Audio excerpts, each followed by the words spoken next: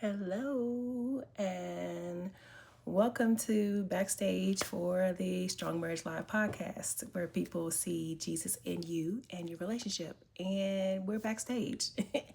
I'm your favorite certified relationship coach, Tenisha Collins, and I'm here for all things marriage. And I just want to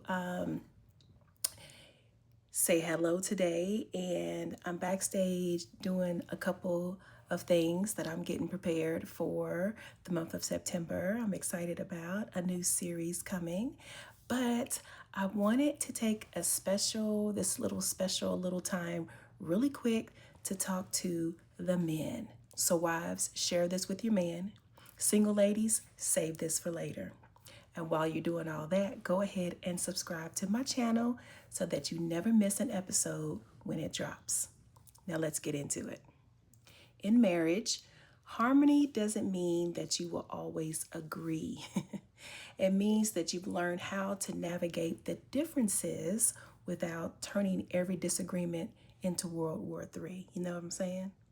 So in this really quick episode, I'm talking directly, as I said before, to the husbands about two simple but powerful things you can do to create more space, more connection, and more harmony in your marriage. These aren't complicated tricks, and they're not grand romantic gestures either. They are intentional choices. They can make a big difference in how your wife feels loved, valued, and understood. So husbands, if you want real marital harmony, consider your wife's effort and input. And if you're saying, well, she ain't putting in no effort, then you need to pray. Speak those things that be not as though they were when you are covering your wife in prayer, because you are covering your wife in prayer. So whether it's the effort she puts into her career, into the household, or into training up your children, disregarding her hard work is a profound form of disrespect. And we all know that disrespect slowly erodes trust, safety, and emotional connection. It basically makes your relationship a battlefield instead of a partnership. So, ignoring her efforts is dismissive and it breeds contempt.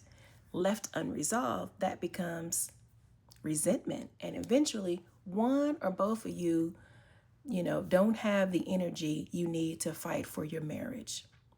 Simply acknowledging and appreciating your wife's efforts on a regular basis can eliminate all of that.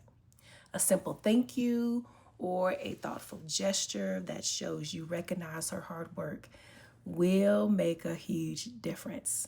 And maybe you two really need to have the discussion about labor and responsibilities.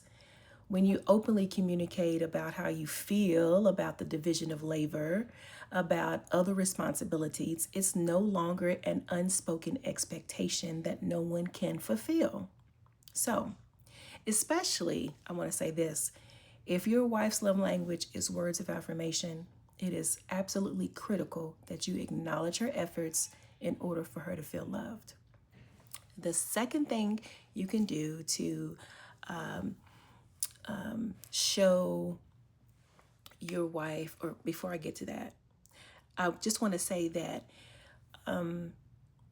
yes, that's when you invalidate your wife's feelings, that is like, whew, that's a high level of disrespect.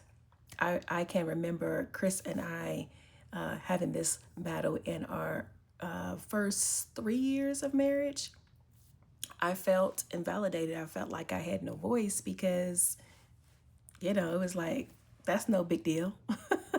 So you might consider something small and no big deal, but if your wife thinks otherwise, you don't have the right to tell her she shouldn't feel a certain kind of way. Okay? You can't tell people what they should or should not feel.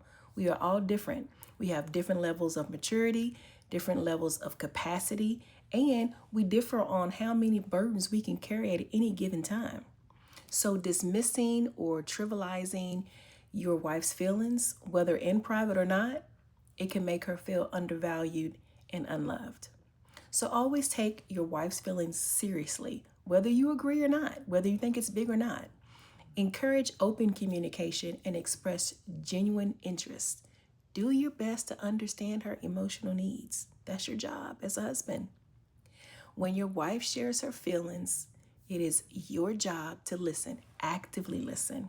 You should pray and ask God to help you to understand so that you can respond empathetically. Because without empathy, there is no intimacy and no connection. And we all know that your marriage cannot survive without intimacy and connection.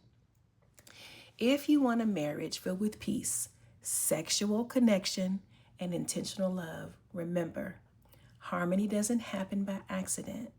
It's built by the choices you make every single day. So, take those 2 tips, take what you learned today, put it into action, and watch how even small changes can create a big difference in your relationship. I hope that has helped you. Let me know in the comments if you used either one or both of these tips to make your marriage more enjoyable. And don't forget for all of you to join me next Saturday for another episode of the Strong Marriage Live podcast, where we'll keep it real, keep it practical, and keep helping you build the strong, godly marriage that you desire.